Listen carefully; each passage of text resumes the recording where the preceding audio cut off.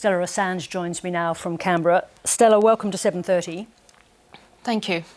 Can you just start by describing the conditions that Julian Assange is being held in Belmarsh prison? Well, he's in a cell that's about 2 by 3 meters, and he's there for over 22 hours a day. It's a single cell. He gets to go to the yard for just under an hour a day.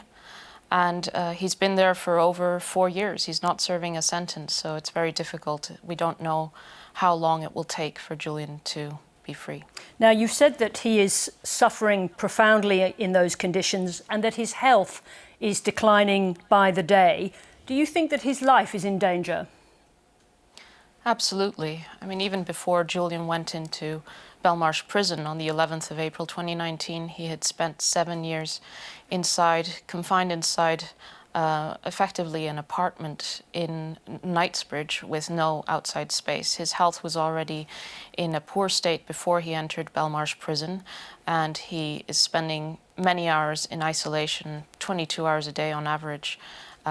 Obviously, this is something that affects not just your mental health, but you go into physical decline. In October 2021, he suffered a mini stroke and he's on medication, but we're extremely concerned that his health could take a devastating turn at any moment. Now, you said today that his life is in the hands of the Australian government. Do you think that the Prime Minister sees it that way?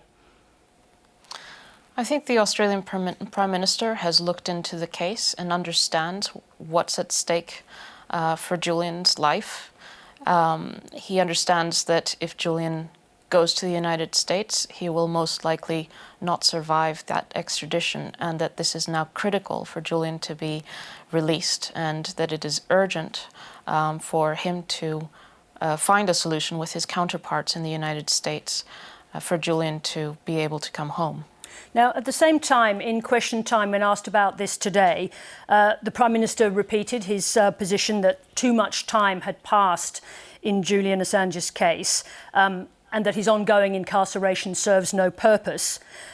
But he also made it clear that he wasn't publicly endorsing your position about the case against him and its flaws and weaknesses. Does it matter that he holds a different view of the case? Well, it doesn't matter at all what the Prime Minister's opinion is of the US case against Julian. The question is Julian being treated humanely? Has he suffered enough? Is there any justification to his ongoing incarceration? And the answer is no. And that is clear for any objective observer in this case. Now, at the same time, we all understand that resolution in this case must come from the United States. Do you have any reason to think that the US administration or the Department of Justice has changed its view about the case? Well, this case is extremely controversial in the United States, and it's clear that it is being pursued with much less enthusiasm than under the Trump administration. For example, the Department of Justice has declined to comment when asked to comment in relation to his extradition on many occasions.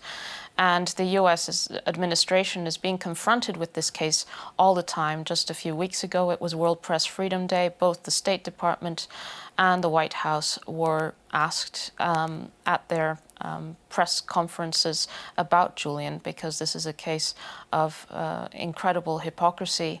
The United States talks about press freedom, but this case is the most dangerous attack on global press freedom.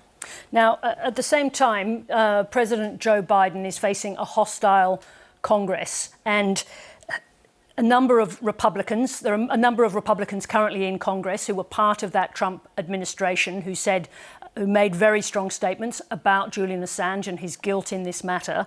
I'm just wondering if you've been given any reason to think that Joe Biden, in this situation, with a relatively short amount of time left before they gear up for a next election, whether he will use his political capital to end Julian Assange's incarceration, to resolve the case.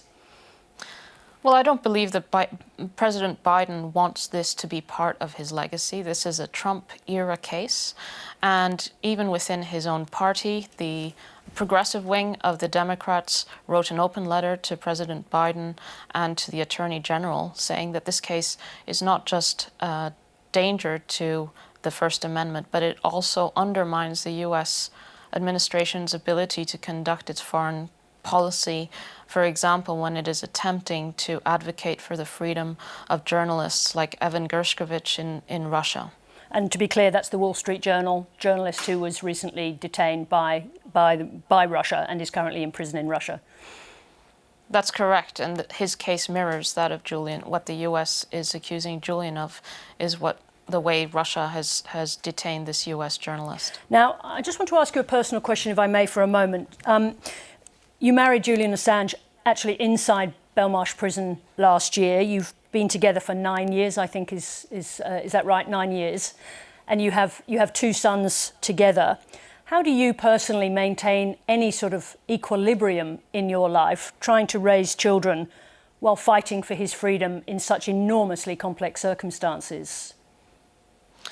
Well, it's extremely challenging, as you can imagine. I have come to Australia for 7 days, and I didn't bring the children because it's a very long way.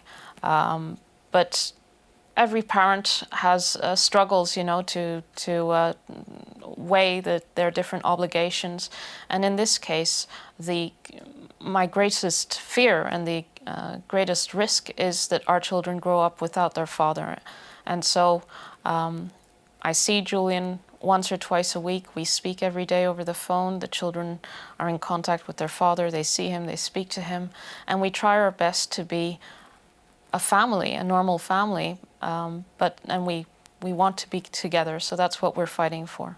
Has Julian himself written to the Australian Prime Minister, Anthony Albanese?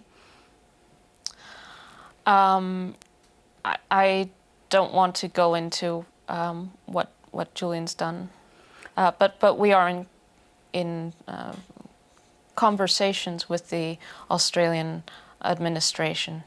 And just to understand what's happening with the Australian Prime Minister, he made that statement today, and he was careful to say that he wanted to an act of demonstration was not the right way to go about this, that he wanted to continue to work behind the scenes. Is there anything else happening behind the scenes? Have you been given any indication that leads you to say that you think that you are, in fact, close to some sort of resolution? There have been developments which are giving me hope that conversations can be had now, which we couldn't have a few months ago. So I do think that there is significant progress, that the different parties are willing to establish a conversation, and that's why I think that there is progress. But obviously, there needs to be persistence by the Australian government. There needs to be pressure by Parliament. The Australian people need to ensure that this case remains top priority so that Julian can be freed immediately, as soon as possible. Stella Assange, thank you very much indeed for taking the time to speak to us. Thank you.